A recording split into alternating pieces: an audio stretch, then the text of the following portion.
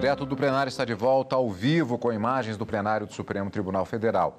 Agora, os ministros já retornando ao plenário do STF na expectativa para os julgamentos, a continuidade dos julgamentos na tarde desta quinta-feira. Lembrando que há diversos agravos em perspectiva de julgamento já divulgados no site do Supremo Tribunal Federal para a tarde de hoje. E o pregão nós vamos acompanhar a partir de agora, como sempre na segunda parte da sessão desta quinta, ao vivo direto do plenário. Declaro reaberta esta sessão extraordinária do Supremo Tribunal Federal. Vamos retomar com o julgamento das listas, sem prejuízo de retomar a pauta um pouco mais adiante.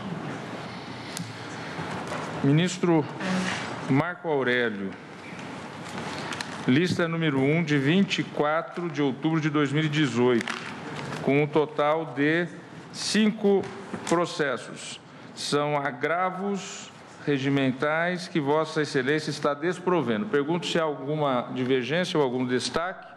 Não havendo desprovidos os agravos, decisão unânime.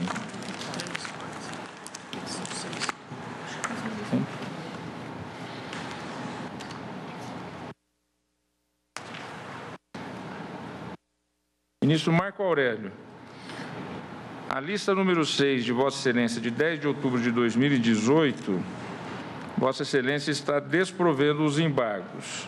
No item da ação direta de inconstitucionalidade 4227, anoto que estão impedidos o ministro Luiz Roberto Barroso e o presidente Dias Toffoli. Então, preside o julgamento o ministro Luiz Fux. Aí ficamos ainda com quórum, sim, né? Fica, ainda há quórum.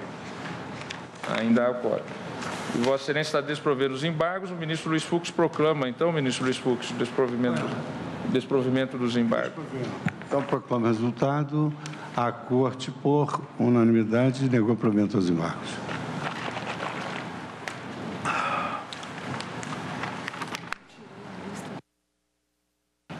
Sim. Ministro Luiz Fux, da relatoria de Vossa Excelência, apregou a lista número 2, de 24 de outubro de 2018, com 2 feitos. São ações diretas de inconstitucionalidade. Vossa Excelência conhece parcialmente da ação, na parte conhecida, julga procedente o pedido. Pergunto se há algum destaque ou alguma divergência. Não havendo, é esta a proclamação à unanimidade. Ministro Luiz Fux, da relatoria de Vossa Excelência, no lista número 3, de 24 de outubro de 2018, com uma ação direta de inconstitucionalidade, número 5575 da Paraíba. Vossa Excelência conhece da ação e a julga procedente. Não havendo nenhum destaque ou divergência. Eu tenho acompanhado aqui em homenagem à colegialidade, presidente, nesse tema da lista. A Vossa Excelência está ainda na lista 2? Lista 3. A 3. Na 3, eu acompanho com a ressalva de posicionamento. Lista 3. Então, ação direta de inconstitucionalidade conhecida e julgada procedente à unanimidade nos termos dos votos proferidos. Ministro Luiz Fux, da relatoria de Vossa Excelência, lista número 4, de 25 de outubro de 2018, aqui Vossa Excelência tem um feito, que é uma questão de ordem na repercussão geral no recurso extraordinário 710-293 de Santa Catarina. Vossa Excelência aqui está propondo, eu penso que esse tema nós teríamos que debater.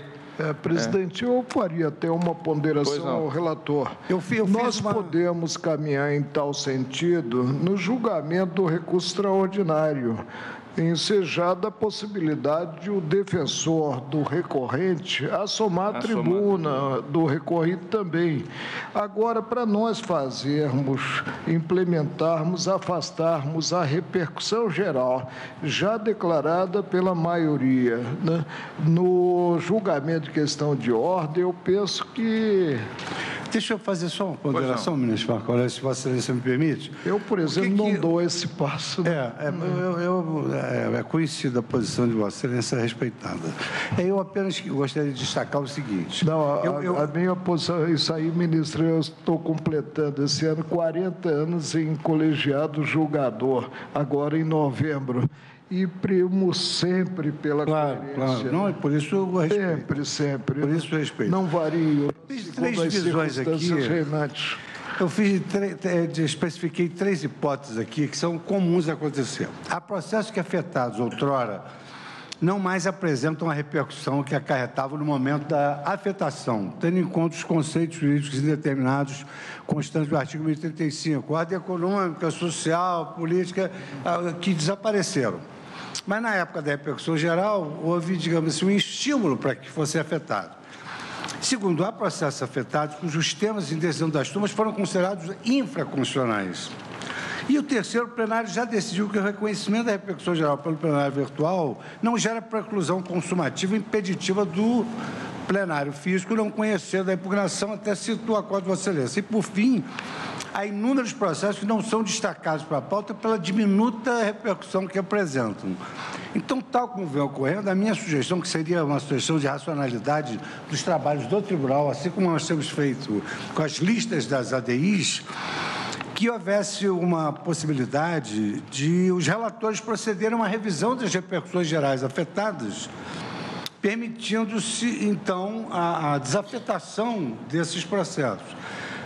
Um método mais prático, eu sugeri pelo plenário, mas eu conversei também pelo plenário, é porque eu conversei com alguns colegas e entenderam que seria igual a ADI pelo relator, mas podemos fazer pelo plenário a desafetação pelo próprio plenário virtual. É porque como foi reconhecido... Eu torno a frisar, presidente, que passa a ser para as partes uma surpresa. Ou seja, há o filtro considerado a repercussão geral, se passa por esse filtro, se imagina que o processo virá ao plenário para julgamento e ele acaba não vindo. Ou seja, o tribunal, numa questão de ordem, dá o dito pelo não dito. Eu penso que isso não contribui para o aumento da segurança jurídica. Eu vou colher os votos. É só questão formal, saber se nós podemos fazer isso e desafetar, promovermos... Nós podemos, no julgamento do próprio recurso, que se admitiu a apreciação. O que o ministro Marco Aurélio pondera é que, como houve já um reconhecimento da repercussão geral, sem desconhecer que há, inclusive, precedentes que se pode, no plenário, desafetar da repercussão geral, porque o julgamento, na verdade, ele não se concluiu, ele começou no plenário virtual e teria que se concluir no plenário físico, aqui, presencial.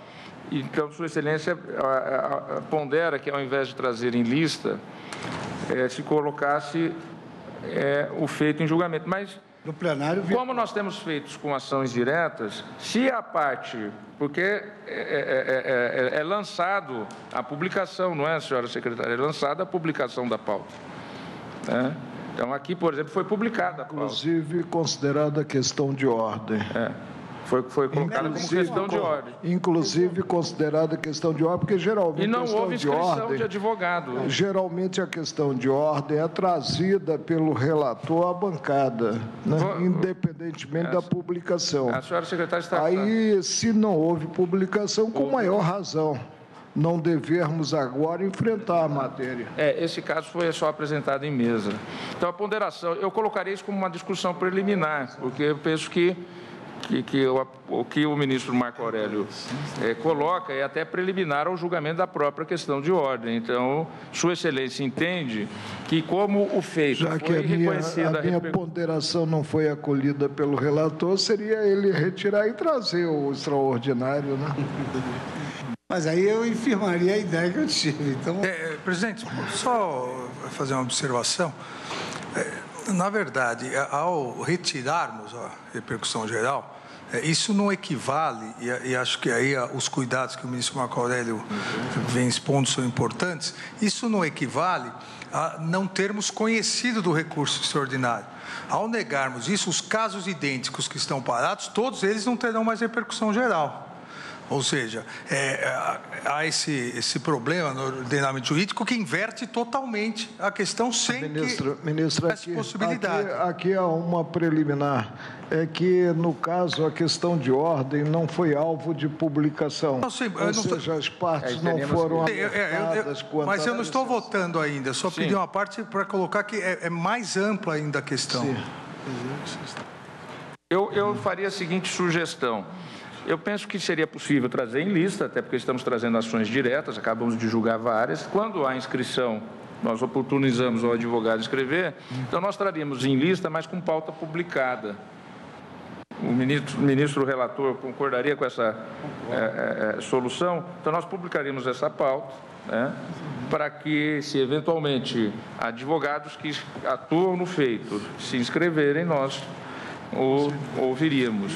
Vamos admitir, então, sustentação da tribuna em questão de ordem. Não, mas apregoar a pauta, se caso não seja retirado Hoje, da questão de ordem. Sustentação é agravo regimental em vários feitos. Em vários feitos. Lógico. Então, vamos publicar essa lista? Vamos publicar pelo que eu me lembro, e talvez pela passagem do tempo já esteja um pouco esquecido, né? Nós ainda não abrimos exceção para a sustentação da tribuna em questão de ordem. Mas nem eu disse que sustentaria em questão de ordem. Porque se o tema é a questão de ordem, evidentemente que não cabe a sustentação. Mas a solução pode ser a manutenção da repercussão geral, né? Ou não necessariamente a retirada. Então vamos publicar a pauta dessa lista. Mas já há um consenso, não precisamos levar à votação. Vossa Excelência e o ministro Fux estão concordando que, então, nesse caso, publicando a pauta, o problema... Então eu vou publicar a pauta dessa questão de ordem. Vai publicar a pauta? Para publicar. Questão de ordem. Sem compromisso. Sem compromisso de minha parte quanto ao afastamento da repercussão geral, apreciando questão de ordem e não o recurso em relação ao qual foi admitida a repercussão. Tá bem. Eu trouxe aqui algo da racionalidade dos trabalhos do tribunal. Porque há muitas repercussões gerais afetadas... Aí, a essa altura, eu primo pela irracionalidade, presidente. Casos que as turmas declararam que a matéria é infra... Eu já trouxe também proposta nesse sentido. Já trouxe proposta nesse sentido, até de... acho que já eu falei sobre isso aqui, que em alguns casos... Mas na lista, se tiver... Nesse caso concreto, ministro Gilmar, não houve a publicação alertando as partes que a matéria viria em questão de ordem. Não, desculpe-me. Eu estou dizendo que eu já trouxe proposta no sentido da retirada do reconhecimento da repercussão geral. Proposta em questão de ordem ou no recurso extraordinário mesmo? E no recurso, ao invés de julgá-lo... No recurso eu admito que o tribunal possa afastar. Agora, numa questão de ordem, isso gera uma insegurança muito grande. Até porque, muitas vezes, nós percebemos que determinada matéria, eu acho que cada vez mais, e isso é um aprendizado, pode até ser julgada, mas não deve ser julgada com a repercussão geral, né? Tendo em vista todas as consequências que estão agregadas. De modo que eu mesmo acho que já fiz essa consideração e tenho a impressão de que nós temos que construir isto. Eu atrevo-me, presidente, a dizer que é a primeira vez que eu enfrento questão de ordem visando afastar a repercussão geral admitida no plenário, dito plenário virtual. Primeira vez. Eu tenho um caso, salvo engano, de auxiliares locais em que essa questão está... acho que já cheguei a colocar. E me parece que realmente é um instrumento importante, considerando aspectos concretos mesmo, e também a própria massa eu diria, se Vossa Excelência me permite, eu também penso que devemos ter um mecanismo para eventualmente retirar a repercussão geral, até pela passagem do tempo, porque a realidade subjacente se altera e, muitas vezes, uma coisa que foi reconhecida como tendo repercussão geral há muitos anos atrás, ela deixa de ter essa repercussão porque há uma evolução jurídica, fática e até constitucional, às vezes. Então, nós temos que ter um mecanismo expedito, não sei se é este, sugerido pelo ministro Fux ou outro, para que nós possamos rever essas nossas decisões. O objetivo é esse. Aqui, por enquanto, então, vamos fazer a retirada, ministro Fux, Vossa Excelência concordou, para a publicação da pauta. Está bem, está ótimo. Então, ficou retirada a lista número 4, de 25 de outubro.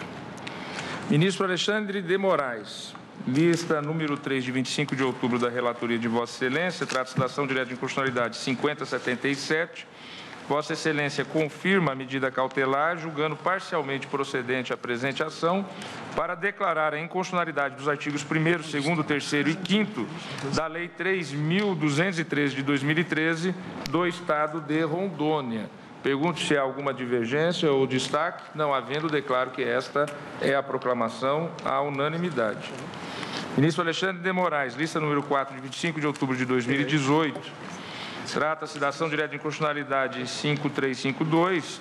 Vossa Excelência aqui também confirma a medida cautelar para julgar procedente a ação direta para declarar a inconstitucionalidade formal e material da Lei 15.626 de 2014 do Estado de São Paulo. Neste caso, eu declararia apenas a formal. Eu acompanharia quanto à inconstitucionalidade formal, sem adentrar na questão material. Eu vejo que há colegas... 4? É a lista número 4, de 25 de outubro. Aqui também, presidente, acompanho Vossa Excelência, assentando apenas o vício formal. Mas o ministro Fachin... Eu vou juntar a declaração de voto. Também aqui peço vênia ao relator para acompanhar a divergência que Vossa Excelência abriu e estou agregando alguns argumentos nesse sentido. Eu vou colher os votos individualmente. Embora haja aqui, quiçá, uma preliminar de não conhecimento, porque Vossa Excelência está assentando o vício de inconstitucionalidade formal. Formal. Fico só no fundamento formal. Ministro Alexandre de Moraes, diante da divergência, Vossa Excelência manteria o material também? Ou... Não é. Podemos ficar só no formal. Ficaria só no formal. Então, o ministro relator está readequando a posição inicialmente apresentada e fica na inconstitucionalidade formal da lei, com fundamento apenas formal. Ministra Rosa Weber. Mas não é resfriado. Ministro Luiz Fux, todos de acordo, então? Ele reajustou. Já reajustei. Já reajustou. Todos de acordo, então? Então, confirmada a medida cautelar e julgada procedente a ação direta para declarar a inconstitucionalidade formal da Lei 15.626 de 2014 do Estado de São Paulo, é esta a proclamação à unanimidade. Presidente, eu só vou averbar aqui a reflexão que eu fiz sobre o não conhecimento, mas vencido o não conhecimento, eu acompanho. O processo anterior é a lei do Estado de Tocantins, né? Não, a anterior é a antes da 4, a lista número 3. Era Rondônia. Lista número 3 era Rondônia. Nós julgamos quanto ao vício formal, foi a 4? É a 4, que é São Paulo. É uma lei de São Paulo. Sim, é o problema do conflito, né, da lei anterior, que não havia lei federal, com a federal que surgiu. Aí nós não adentramos essa matéria, né? Tá bem. Fica só no formal. Tá, e anoto e adito a proclamação para os fins de proclamar que o ministro Edson Fachin, vencido no conhecimento, acompanhou o relator quanto à inconstitucionalidade formal. Ministro Alexandre de Moraes, lista número 5, de 25 de outubro de 2018, com uma ação direta de inconstitucionalidade número 5312, esta do Estado de Tocantins, é a lista número 5, de 25 de outubro. Ação direta de inconstitucionalidade 5.312, proveniente de Tocantins. O eminente relator aqui conhece da presente ação direta e a julga procedente para declarar a inconstitucionalidade do artigo 10 da Lei 2.713 de 2013 do Estado de Tocantins. Então, nesse caso, Vossa Excelência mantém a necessidade de licenciamento prévio ambiental. Exatamente. A lei excluía. Isso, porque esse é um caso gravíssimo. Com o relator, senhor. Não havendo divergência, proclamo, então, que foi julgada, conhecida e julgada procedente para declarar a inconstitucionalidade do artigo 10 da Lei 2.713 de 2013 do Estado de Tocantins. Depois eu vou fazer o aditamento para aquele julgamento. Ministro Alexandre de Moraes, lista número 6, de 25 de outubro de 2018, com um feito, referendo na medida cautelar na ação direta da inconstitucionalidade 5.566, proveniente da Paraíba. O eminente relator conhece e julga procedente a ação para afirmar a inconstitucionalidade formal e material do artigo 1º da Lei 8.939 de 2009 do Estado da Paraíba, que instituiu o dia 28 de agosto como feriado estadual aos bancários e economiários. Aqui também eu ficaria só na inconstitucionalidade formal.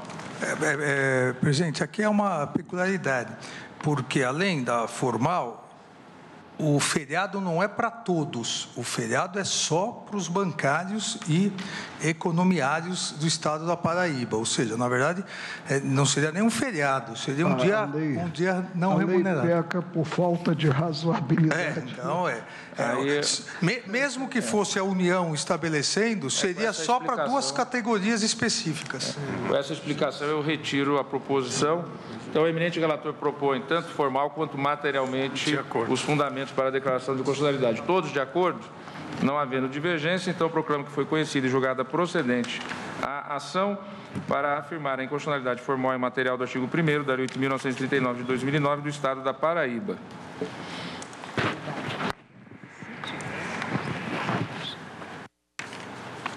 Aquela ação direta de inconstitucionalidade 825, que concluímos o julgamento um pouco antes do intervalo, há um aditamento a ser feito, que é exatamente o aditamento da proclamação quanto ao aditamento que o relator fez.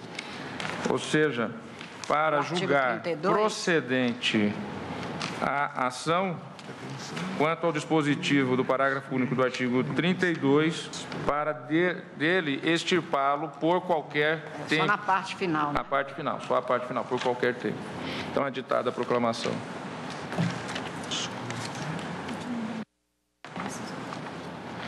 Ministro Luiz Fux, sendo relator, e está com pedido de vista para a continuidade de julgamento, portanto, apregou o agravo regimental na ação rescisória 2422, procedente do Distrito Federal, sendo agravante a União e agravado Regina de Fátima Simões e Silva.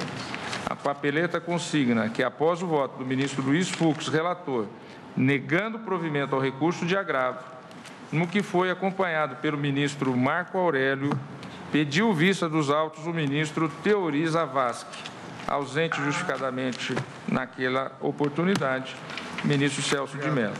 Então, temos o seguinte: negam provimento ao recurso de agravo, ministro Luiz Fux, relator, ministro Marco Aurélio. Por sucessão, ministro Alexandre de Moraes, então, vai proferir o voto neste momento.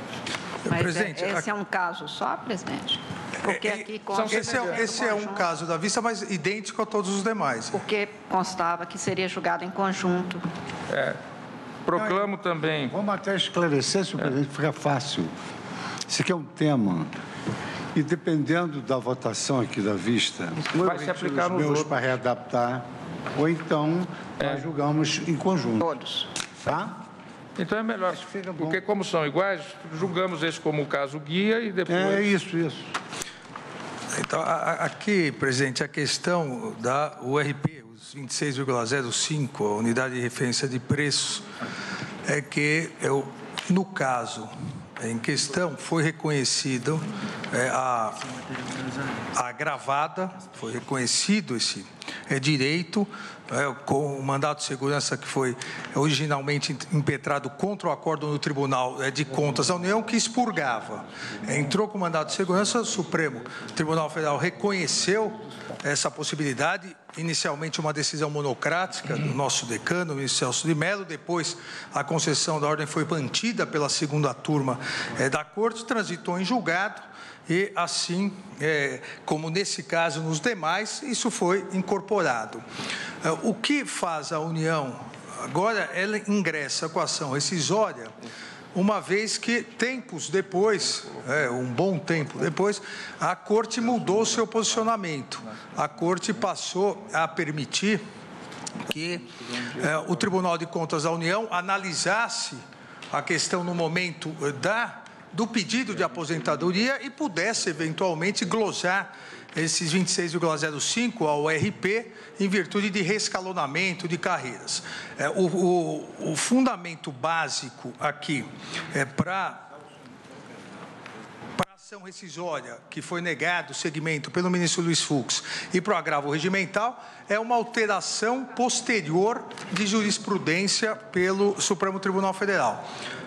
Em resumo, senhor presidente, eu acompanho o voto do ministro relator, porque em que pese a alteração posterior da jurisprudência do Supremo Tribunal Federal, a época em que foi julgado, e há alguns acordos assim, foi julgado com base na interpretação à época, transitou em julgado, isso já incorporou no patrimônio das pessoas. Agora, em virtude de uma alteração de jurisprudência, retirar esses valores, já há coisa julgada, não, a meu ver, não se enquadra em nenhuma das hipóteses possíveis da ação rescisória.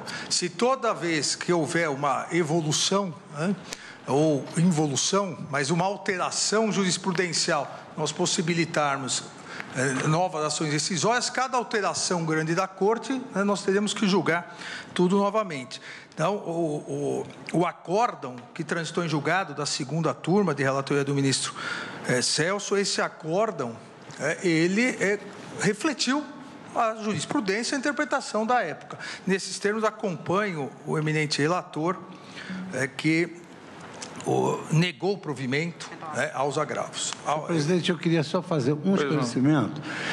Quando, talvez um testemunho mais importante que isso, quando foi elaborado o novo Código, nós entendemos de adotar uma praxe do sistema da Common Law e prestigiarmos o precedente. Só que, ao lado desse prestígio do precedente, há o prestígio, digamos assim, da segurança jurídica.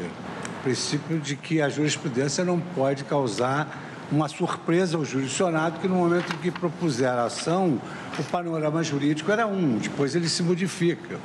E por essa razão nós também adotamos o instituto da prospective overruling, ou seja, a mudança jurisprudencial tem de ter eficácia ex nunc, porque senão ela surpreende quem obedecia à jurisprudência naquele momento. Então, essa foi a filosofia do Código.